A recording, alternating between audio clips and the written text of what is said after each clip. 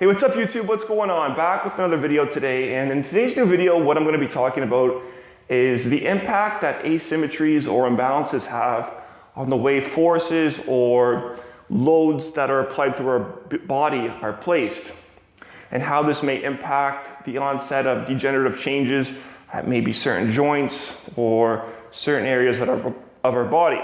So as an example, let's look to a unilateral sport, where that's maybe baseball, basketball, or hockey, where we have a left-handed shooter or maybe a right-handed thrower. Point being is that, let's just say we have a right-handed thrower in baseball. They're always engaging in a repeated motion over time. They have this dominant repeated motion from throwing. Because now that they're a right-handed thrower, there's going to be differences in the way certain muscles, ligaments, joints take stress. Some muscles are going to be more developed than others, so you would expect the right side to have more development compared to the left.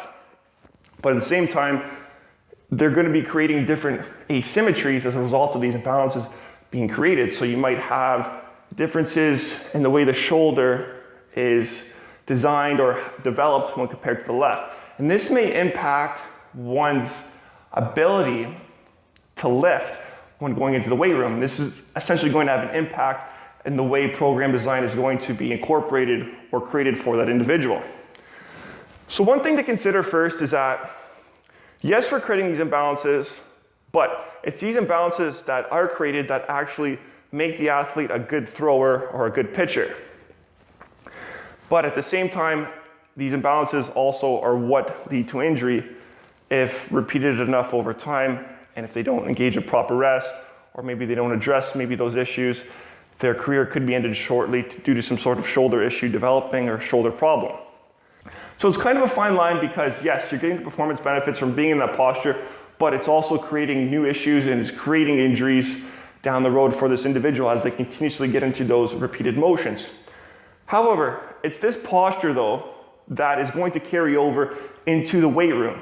So when you have that athlete weightlifting, whether they're maybe doing an overhead press or bench press, you could almost assume that the way the forces are administered through the body's linkage is going to be different from left to right. So for example, we have a baseball player bench press. Now, I do not recommend baseball players bench press because I feel like there's a lot of issues that could go wrong for that athlete if they do not know how to bench properly. But point being, let's just use a bilateral exercise such as a bench press for a baseball pitcher. You could already assume that the right shoulder is going to be much stronger than the left, and that's just because of that dominant motion, the repeated motion from throwing all the time. So when you go to bench press, you could almost assume that there's going to be more force and more strength applied from the right side as opposed to the left. So the left's going to be lacking, the right's going to take maybe more load or force. And that's just because the right side is stronger than the left.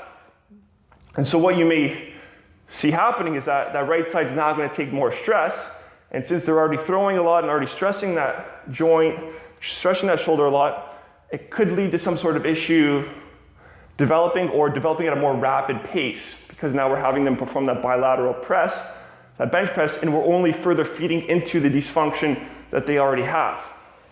So that's one thing to consider, and that's why I would be very cautious when programming bench press to a baseball athlete, or even maybe a basketball athlete as well, because of those imbalances that would exist, and because one side is going to be much more stronger than the other, and it's going to take more force, more load there, you're going to get more stress, more compensation. That right side is going to be doing more of the work, you would assume. So when it comes to maybe a programming, maybe a pressing activity, maybe you go to a single arm cable press, maybe you go to a single arm dumbbell press instead, because now you're removing that bilateral aspect and you're getting more of a better force distribution for that arm or for that shoulder, as opposed to the bilateral aspect where you already have those imbalances and you're going to further feed into the dysfunction. So that's one thing to consider when exercise programming for an athlete or a unilateral athlete, or maybe for yourself if you're involved in those sports, is to be cautious with what you're prescribing for yourself or for your athletes, because you have to understand that those asymmetries are going to adjust the way loads are going to be placed onto the body. And the last thing we want to do is create an injury, because if we create an injury, we're not going to inhibit performance and we're going to limit the athlete's longevity in their sport or in their career. So that's one thing to consider. Now, I just want to touch on one last thing with regards to these imbalances that I'm talking about in asymmetries. Typically, when you see an imbalance maybe occurring at the shoulder, you're almost going to assume that you're probably going to see other imbalances throughout the linkage of the body. You're probably going to see imbalances at the hip, the knee, the ankle. You may have someone pronate more, supinate more. You may be lacking stability at the knee. Maybe the hip is more in an anterior pelvic tilt or posterior pelvic tilt. The shoulder's depressed. So the point being is that as one area becomes affected, it tends to affect all the other areas as well. And that's just the nature of the sport. That's just the nature of the activity the individual's performing.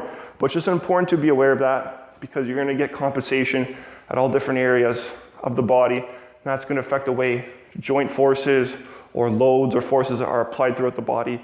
And this could lead to maybe more degenerative changes as certain areas, if they continuously engage in that repeated motion, and if they go into the gym and perform poor or ill-advised exercises, which may further lead into the dysfunction. Now, this is just something I wanted to mention because you're going to almost see changes throughout the whole linkage when you see one specific area being affected. Now, I'm not saying that's the case every time, but that's likely the case in a lot of these unilateral sports where you have a pitcher throwing, you have a basketball athlete shooting, or maybe a hockey player shooting as well. So keep in mind there's that twisting and motion involved when a pitcher is throwing or when a hockey player is shooting. So there you already have that twist in the spine that's going to affect the way the hips may rotate and maybe develop as well.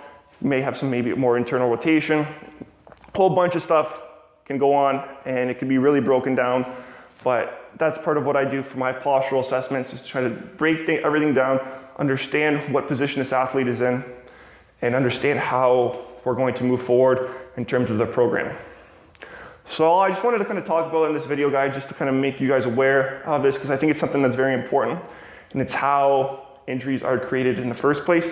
And just to give you a specific example, in the case of a disc herniation, take a hockey player, for example. A left-handed shooter is going to be much more susceptible to a right-sided disc herniation because they're always bending to the left when they take a snapshot. They're rotating, bending to the left. They kind of get that side lateral bend, a little bit of flexion. And it's that repeated motion over time that's going to really stress that posterior lateral aspect on the right side of that disc, but then combine that with ill-advised exercise and just ill-advised poor spinal positioning over time. That's how disc herniation occurs, and that's why it's a common injury in hockey. So that's all I want to say in this video, guys. Hope you learned something. I hope you're able to take away something. If you have any questions, comments, please leave them below. And until next time, all the best and have a successful and productive day. Take care.